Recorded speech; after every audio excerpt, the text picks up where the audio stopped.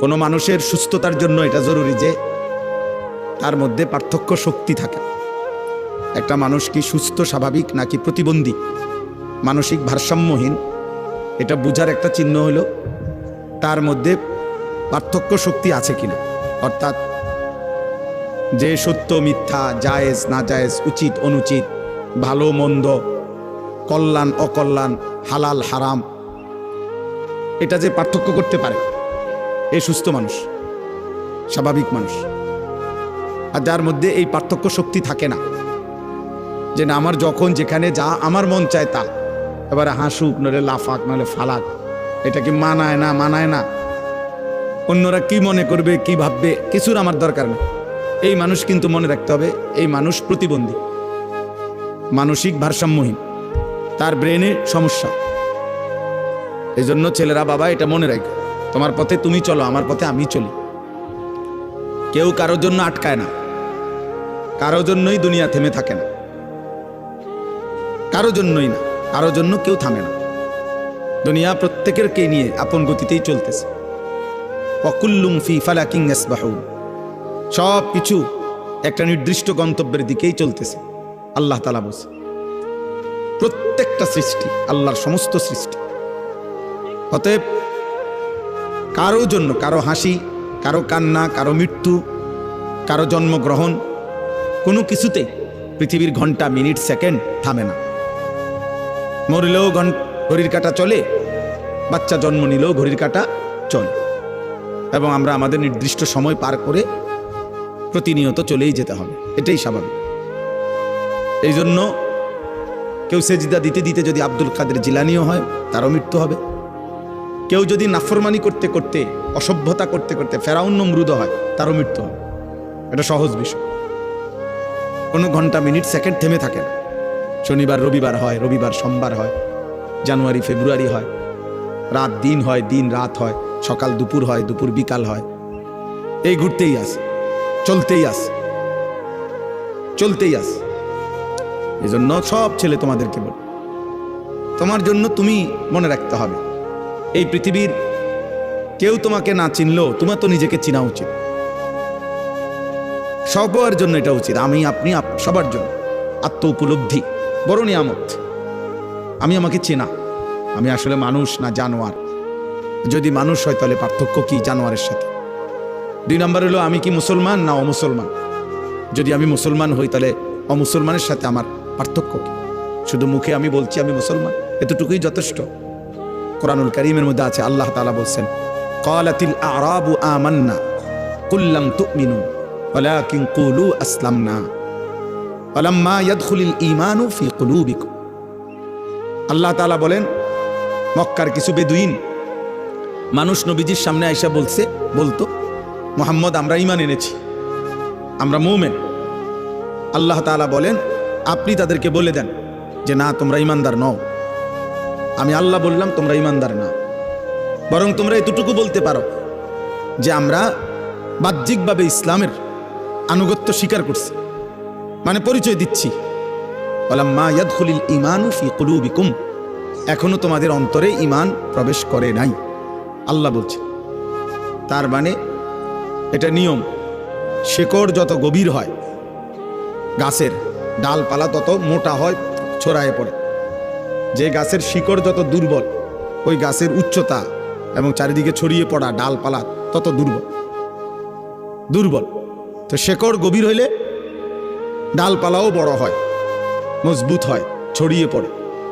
তো যার কলিজার ভিতরে ঈমান যেমন, তার বাহ্যিক চেহারা সুরত চলন বলন বাহ্যিকভাবেও তার ইসলাম ততটা ছড়িয়ে পড়ে।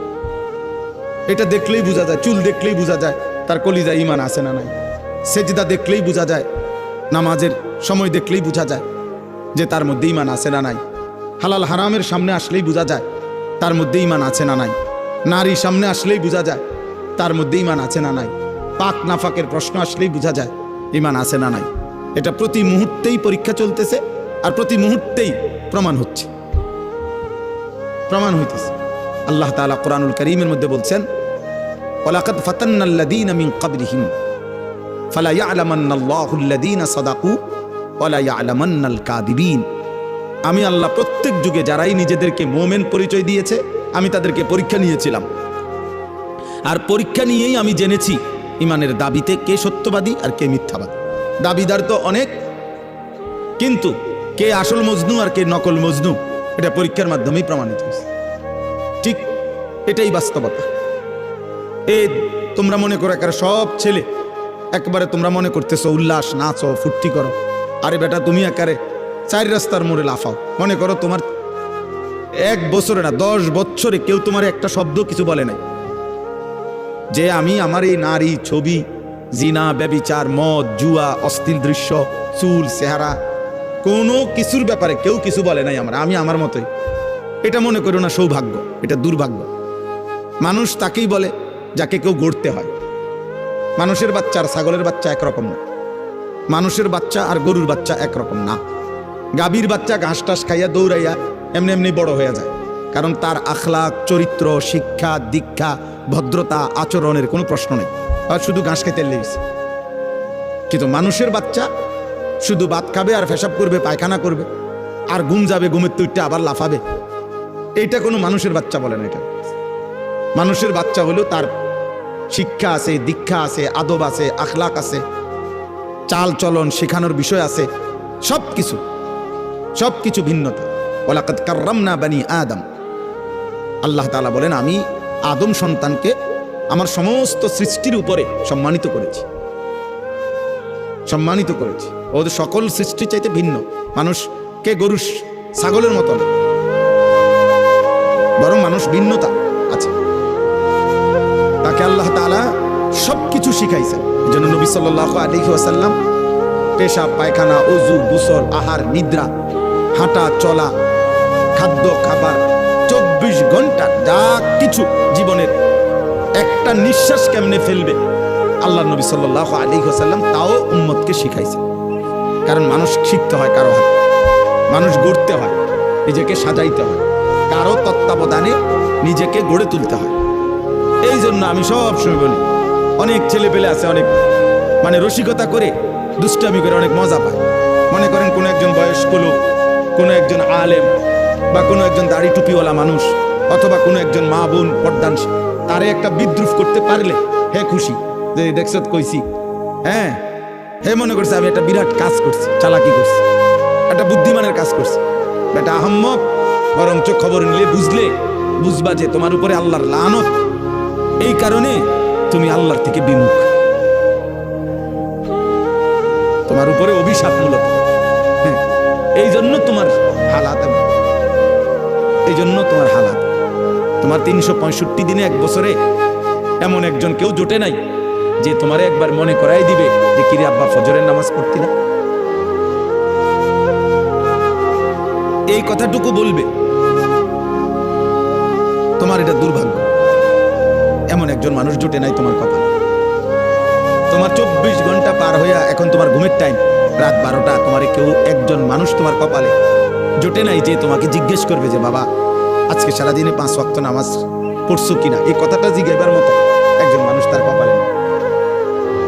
এর চাইতে বড় লানত তার কপালে আর কি, এর চাইতে বড় অভিশাপ কি আর। খায় দায় ঘুম যায়, আবার উঠে পেশাব পায়খানা করে, জন্তু জানোয়ারের মতো। জানোয়ার খায় দায় ঘুমায় পেশাব পায়খানা করে, আবার উঠে। এক হাইওয়ান, এক জানোয়ার, এক পশু, যে পশু আল্লাহ নাই, সেজদা নাই, আখেরাত নাই, হালাল হারামের কোনো পার্থক্য নেই। এই তো জন্তু জানোয়ারের আখলাক। এই জন্য খুব চালাক মনে করো না নিজে, খুব উল্লাস ফুর্তি করো না। বললাম অনেক ছেলে, আমি প্রায় এটা ভাবি, অনেক ছেলে আছে মনে করে খুব বুদ্ধিমান। আর বুদ্ধিমান না বেটা, তোর বদনসিব বেটা, তোর বদনসিব বেটা, দুর্ভাগ্য বেটা। আলহামদুলিল্লাহ, আমি আমার পুরা ছাত্র জীবন এবং আমার কর্মজীবনেও আল্লাহ আমার এমন মা জুটাইছে। আমার মা প্রতিদিন ফজরের নামাজের জন্য যতক্ষণ ঘুম থেকে না উঠছি, মা ঘন্টা ফিটাইয়া, স্কুলের ঘন্টা টুমটুম করে বাজায়, যে ঘন্টা দিয়া বাইরে দরজার সামনে আমগরে উঠাইছে, আমগরে উঠাইছে। আলহামদুলিল্লাহ, বহুদিন আমার যখন একটা বাচ্চা বাচ্চা হয়েছে, আমার বিবি বাচ্চা আছে, আমার সন্তান আছে, তখনও মা করে দরজার সামনে এসে দরজার ঘন্টা ফিরত, হয়তো মা উঠছি তো, হয়তো না উঠ দরজা খোলো, লাইট জ্বালাও, শোয়ার থেকে উঠছি তো বলে হইতো।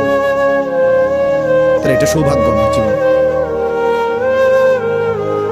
আমার জীবনে সৌভাগ্য যে আমি ছাত্র জীবনে আমার বড় ভাই আমার দিকে বারবার খেয়াল রাখছে। আমি চুল কাটে আসছি তো বড় ভাই হাত দিয়ে দেখছে, চুল সমান হয়েছে না, আবার যাও, 3বার চুল কাটাইছে, একবারে চুল, আলহামদুলিল্লাহ, বিনিময়ে ঠকি নাই।